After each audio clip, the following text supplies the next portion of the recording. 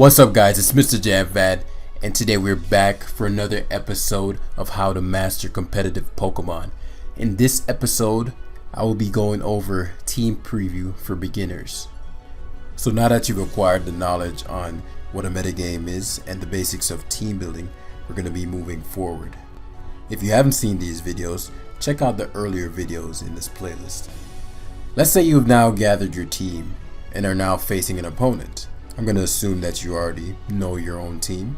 That should be an obvious prerequisite. But if not, I'll tell you, know your team. Knowing in this case refers to knowing each Pokemon's typing, the items they're carrying, and the moves they're using. If you're not the person that made the team, this is okay. Just do a brief overview of the Pokemon on that team. Okay, so now you know your team. It is time to use the team preview. The team preview is a very important component of battle. This feature shows you exactly what Pokemon your opponent has before the battle begins. It determines what decisions you end up making. But how do I know what decisions to make, Jam? I'm glad you asked. You will know what decisions to make by asking yourself this one question. What Pokemon does a lot of damage to my opponent's team? This could be one Pokemon or multiple. Your goal is to bring awareness to it. That is all. Once you get the answer to that question, then your job is done. The point of the team preview is to realize which of your team members are most dangerous and deploying them as frequently as possible during battle. At the beginner level, all I want you to do is focus on learning how to decipher what can do damage. Without doing damage, you won't win battles. But Jam, how do I know what does damage? Another great question.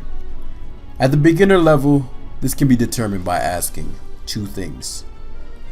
One, do I have a Pokemon that has moves that are super effective against multiple Pokemon on the opposing team? And do I have a Pokemon with a type that the opponent has no resistances to? After you've determined what these Pokemon are, your goal is now to use those Pokemon as frequently as possible to do as much damage as possible to your opponent.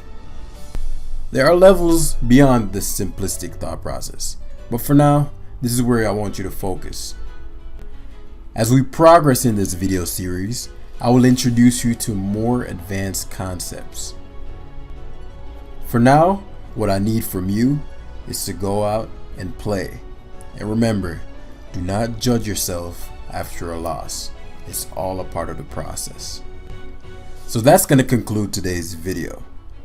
If you want to learn more and you don't want to wait on the next video to come out, feel free to click the link in the description to my book.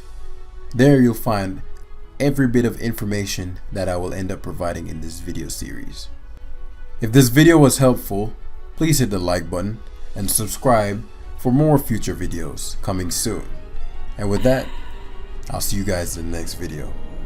Peace.